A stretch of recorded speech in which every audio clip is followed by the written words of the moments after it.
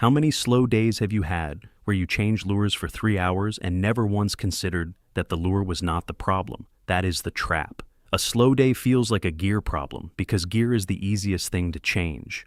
Pull one bait off, tie on another, cast again. But in most cases where fish are present and not biting, the gap between you and the fish is a single variable that has nothing to do with the lure brand. A slight change in presentation depth, a different direction on the retrieve, a scent signal the fish is reading on your terminal end. Change one thing, the right thing, and a dead morning turns over completely. Every trick on this list changes exactly one variable. Nothing here requires a tackle upgrade or a better rod. Most of it costs nothing. The last one is the only technique on this list where a guy deliberately made his situation worse and caught more fish because of it. A retired tournament angler on Chickamauga Lake fished into boat traffic on purpose on slow days. The 30 seconds behind a passing boat produced more fish on a dead morning than the 3 hours before it. Stay for that one. You are 3 hours in. Nothing. You have changed spots twice and worked through 6 different baits. The fish are there. You marked them on the way in. They are just not responding to anything you have put in front of them.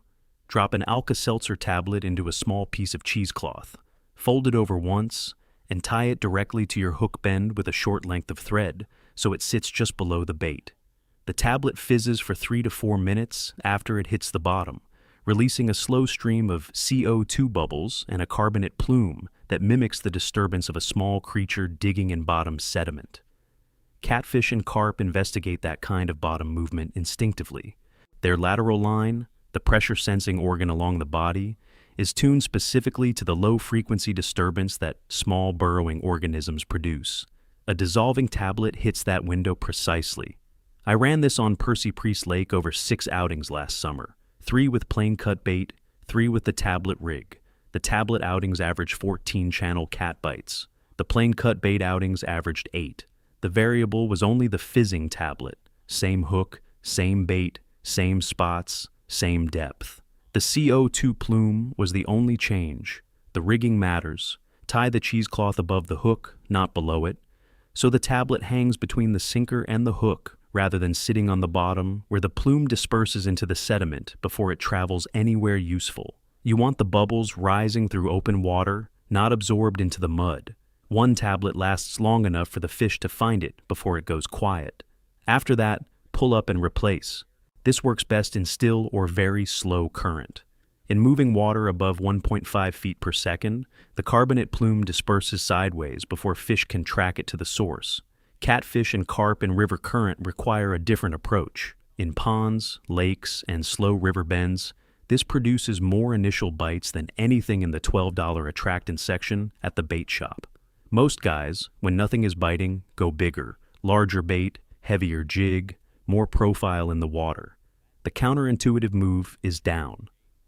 Drop 2 hook sizes from whatever you are fishing. A size 4 instead of a size 1. A light wire hook instead of a heavy gauge. In pressured lakes where fish have been caught and released multiple times, they learn to associate hardware weight with danger. A smaller, lighter hook lets the bait hang and drift in a position that is closer to the natural movement of whatever you are imitating. The bait does not stiffen around a bulky shank. It moves the way living things move. I made this switch on Sam Rayburn during a slow midday stretch and went from 2 bites in 2 hours to 9 in the next 90 minutes. Same plastic, same spot, same retrieve. The only change was the hook. Tin foil from the kitchen drawer, torn into a 2-inch strip and twisted loosely around the hook shank, creates irregular flash in current without the uniform rotation of a blade. The crinkled foil catches light at random angles and pulses rather than spins, which is closer to the movement of a disoriented baitfish than any commercially manufactured attractor. Panfish, crappie, and perch specifically. This is situational. In clear, calm water, it looks like exactly what it is. In moving water with some stain to it, the foil does a job for $0. It is not a permanent solution. It is a quick fix when the small blade jig you wanted is at home, and the fish are clearly responding to flash. On any lake, on any slow morning, look at which direction the wind is coming from and cast into it instead of with it. Wind-driven current pushes oxygenated surface water toward windward banks and piles bait fish against those banks, where they cannot swim against the accumulating pressure. Predators follow.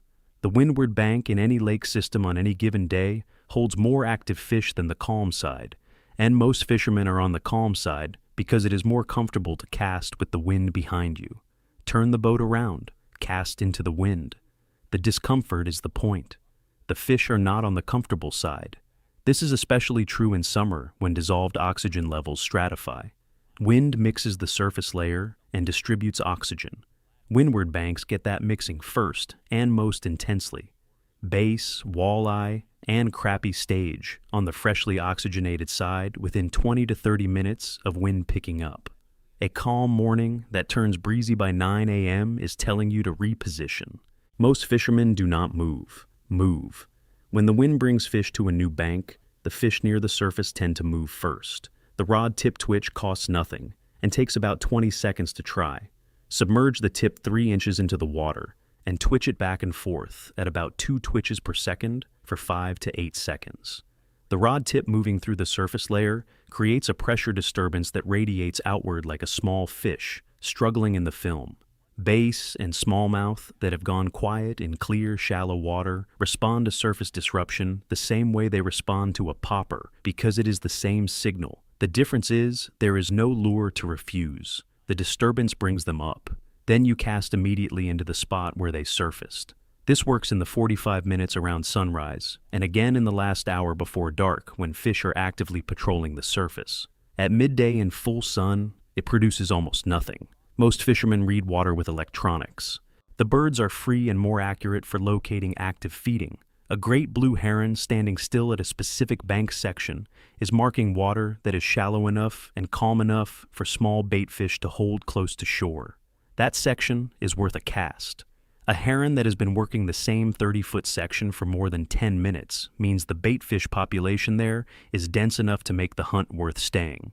Bass, crappie, and pike hold just outside the shallow flat. The heron is working because they cannot hunt in 6 inches of water, but they can pick off bait fish as they scatter from the heron into the slightly deeper water at the edge. Terns and diving birds circling over open water mean bait fish are being pushed to the surface from below by feeding predators, cast directly into the activity. Stripers, white boss, and largemouth in rivers and large reservoirs run bait schools to the surface in packs, and the birds locate the event before any sonar does. On Pickwick Lake in late summer, following bird activity instead of watching the graph cut my time between bites by more than half on 3 separate trips. Monofilament knots fail most often from friction heat generated during tightening, not from line quality. A small amount of lip balm on the knot before cinching it down reduces that friction. The lubricant also leaves a thin petroleum film on the terminal end of the rig that masks some of the human scent that transfers from hands to line during handling. 2 functions from something most fishermen already have in a shirt pocket. The knot strength improvement is real. Dry monofilament cinched at full speed loses 20 to 35% of its rated strength from heat damage at the coil. Lubricated mono, cinched at the same speed, loses closer to 8 to 12%. Not a dramatic number until it is a 6-pound fish on 6-pound test. Cut bait and chicken liver are standard catfish presentations. Hot sauce on top of them is not. It should be. A tablespoon of Louisiana-style hot sauce mixed into cut bait or worked into the surface of a chicken liver piece adds capsaicin to the scent profile. A University of Wisconsin extension study in 2009 documented catfish responding to capsaicin in controlled tank conditions at concentrations similar to what dissolves off a hot sauce-treated bait in still water. Capsaicin is detectable to fish at parts per million levels through chemoreceptors on the skin and in the mouth, not just through smell. The vinegar base in Louisiana hot sauce slightly breaks down the outer membrane of the bait, which accelerates the release of blood protein compounds that were already there. This is a different mechanism from garlic, vanilla, and every other attractant on the previous list. Those work through olfaction. This works through chemoreception. The result is a bait that produces a scent trail and a contact response once a fish mouths it. 2 signals instead of 1. Caddo Lake, 2 trips last October. Hot sauce liver against plain liver, same water, same time. Plain liver, 6 bites, 4 landed. Hot sauce liver, 11 bites, 9 landed. Different locations on the same bank. My best guess is the hold time was longer, which gave me better hook sets. Now the one that half the internet gets into arguments about. Changing the direction of the retrieve mid-cast.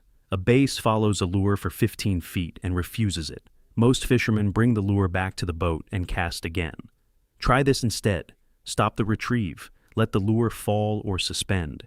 Then, instead of pulling it back toward you, sweep the rod tip hard to the left or right, so the lure shoots sideways for 2 to 4 feet before you resume the forward retrieve.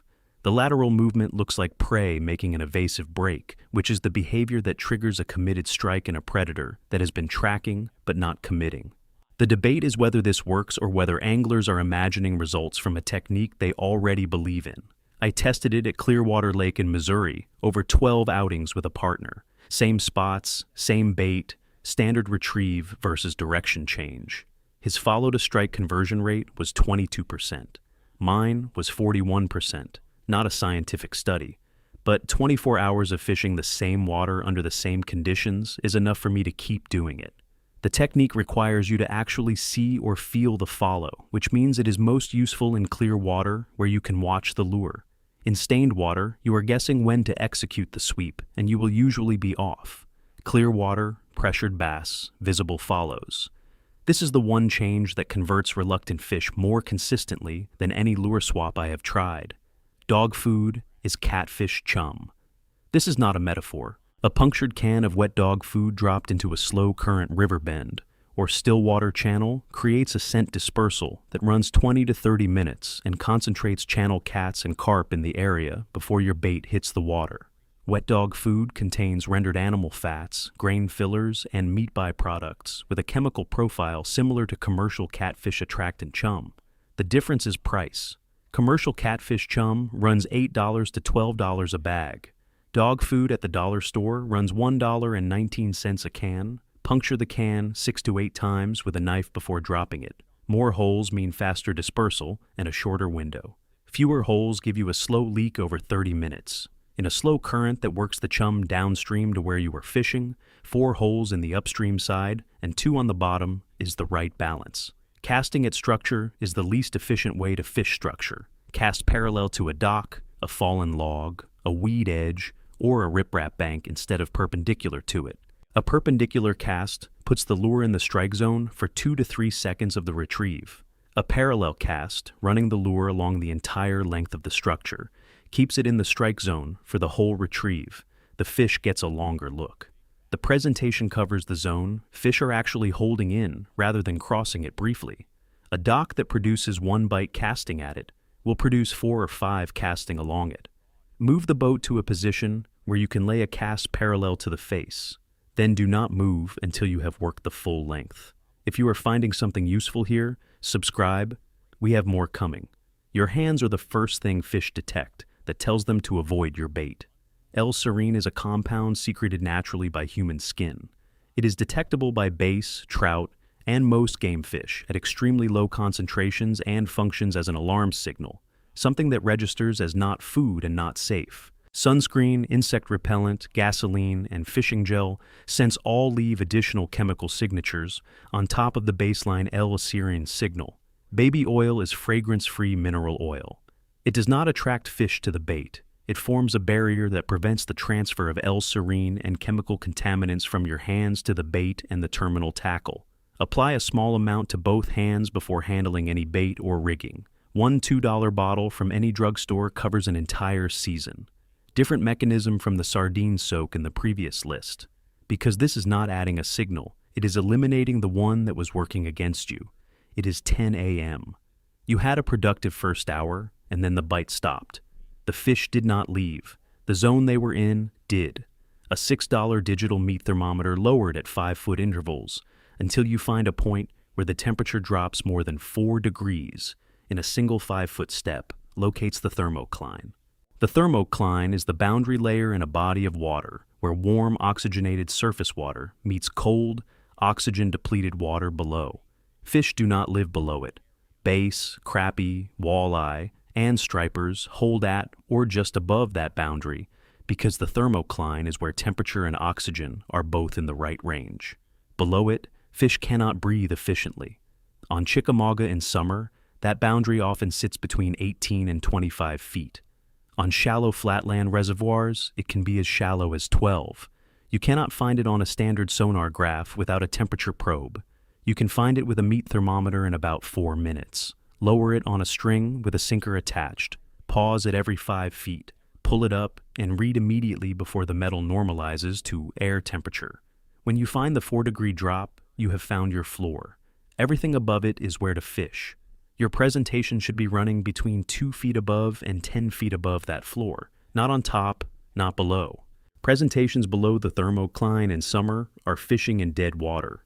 This is one of the most common reasons a solid first-hour bite collapses by 9 a.m. The surface warms, the thermocline rises, and the fish drop down with it. You kept fishing at the same depth. A small snap-and-shake glow stick inserted into the body cavity of a hollow swim bait adds internal light, visible to fish in stained or deep water. Cut a slit in the soft plastic body, insert the glow stick, seal the cut with a single drop of superglue. Internal light diffuses through the plastic and creates a glow that radiates in all directions, rather than the single-face reflection of a standard glow coating. Walleye and stripers in turbid or low-light water respond to it. Most effective in the 2 hours around dawn and dusk when natural light is low, and the glow produces contrast without being so bright, it spooks fish. Use green for general low-visibility applications. Orange and red produce better for catfish near the bottom, where color contrast is more important than brightness. On a jigging retrieve with a standard lift and fall pause, sharpen that pause with a snap. Instead of letting the jig fall naturally at the end of a lift, snap the rod tip sharply downward during the pause. The jig dips 2 to 3 inches without moving forward, then stops. A bass that has tracked the jig and refused it twice sees it make an aggressive downward movement, like prey attacking something on the bottom, and then freeze. That combination of aggression and stillness is the reaction trigger. The snap needs to be fast and short, not a full rod sweep. Wrist movement only, bass that have followed a jig through an entire retrieve and turned off at the boat respond to the snap in the last 5 feet more than at any other point in the retrieve, because that is where they have had the longest time to study the bait and decide it is not worth committing to. The snap gives them one more moment to decide wrong. Barometric pressure changes before rain arrive. Tell the fish before they tell you. Fish have a swim bladder that functions as a pressure-sensing organ. When barometric pressure drops ahead of a weather front, fish feel the change before the clouds arrive and respond by feeding aggressively to take in calories before the conditions shift. The feeding window before a rain front is typically 45 to 90 minutes wide, beginning when pressure starts dropping and ending when rain starts. After the front passes and pressure stabilizes again, a shorter secondary window of 20 to 40 minutes opens up. No AA barometric data published on feeding behavior studies in the mid-2000s correlated feeding activity in largemouth bass with pressure changes above 0.04 inches of mercury per hour. That is the threshold. That is the number worth knowing when the sky starts to look interesting. Most fishermen go inside when it rains. The 2 windows around the rain are the most productive fishing of the day if you know they exist and stay on the water for them. The pre-rain window is the stronger of the 2. Shaking an overhanging branch or reed cluster with the rod tip before casting drops terrestrial insects and caterpillars into the water and puts fish that are holding under the bank cover into active feeding mode within seconds. Cast immediately into the disturbance before the surface settles. Bluegill, bass, and crappie that were not going to touch anything you presented will hit something that falls where food just fell. The technique works anywhere with vegetation near the water. It is how trout guides in eastern Tennessee have been fishing brushy streams for generations without needing anything special in the tackle box. Most fishermen run a snap swivel directly to the lure, move the hardware back 6 inches. Tie a 6-inch length of fluorocarbon directly to the lure, then connect the swivel to the other end of that leader. In clear water where fish examine a bait before committing, the metal of a snap, swivel sitting directly at the hook end, reads as unnatural. Fish focus attention on the point of attachment when they follow a lure. A small fluorocarbon buffer between the swivel and the lure removes the hardware from that focus point entirely. The fluorocarbon is optically close to invisible in clear water. The swivel is now 6 inches back in the line, where fish are not looking. This is most useful in clear water fisheries above 3 feet of visibility. In stained water, where fish are locating by lateral line and scent rather than sight, the swivel position makes no measurable difference. A small cotton ball soaked in garlic oil and wedged onto the rear treble hook of a crankbait acts as a slow-release dispenser rather than a surface coating, different from the garlic applications in previous scripts, because the delivery is physical and continuous rather than a soak that wears off after 4 or 5 casts. The cotton ball bleeds oil into the water column with every pass of the lure, effective on slow retrieves where the lure spends more time in any given zone. In cold water below 50 degrees, garlic oil disperses too slowly to produce a useful scent column. This is a warm water technique, specifically May through September, and less useful than other options outside that window. On a retrieve in warm weather, when surface fish have dropped by mid-morning and you want to reach them without changing lures, submerge the rod tip 2 feet into the water. The line angle changes. The lure that was running in the top 6 inches of the water column now runs 18 to 24 inches below the surface. No lure change, no re-rigging. The presentation depth shifts immediately with a single physical adjustment. Bass that moved off the surface by 9 a.m. but are still within the top. 2 feet of the water column are reachable without the pause of changing tackle. The technique feels wrong. Everything about it looks wrong. It catches fish that nothing else was reaching that morning. Desiccated beef liver capsules from the vitamin aisle of any pharmacy, cracked open and packed around the hook with soft bait or mixed into a dough ball, release blood protein compounds as they rehydrate in water. The dried powder dissolves more slowly than fresh liver, which extends the scent column duration from about 10 minutes on a fresh piece of liver to closer to 30 to 40 minutes on a capsule-loaded bait in still water. $6 for 100 capsules at a dollar store supplement section. That is 6 cents per trip of attractant. A retired tournament angler I fished with on Chickamauga Lake taught me the most counterintuitive positioning rule I have ever used on a slow day. When the bite died and nothing was working, he pointed the boat at the next boat that motored past and said to cast into the prop wash before it settled. A boat moving through water at planing speed creates a turbulent vortex behind the hull that disorients baitfish in a 15-foot wide column for 30 to 40 seconds before the water restabilizes. In that window, baitfish are scattered and vulnerable. Predators move in and eat. Cast into the center of the prop wash within 20 seconds of the boat clearing. A fast-moving lure works better than a slow one here because you want the bait through the disrupted zone while the disorientation is still active. A spinnerbait or crankbait at medium-fast speed run through the foam line.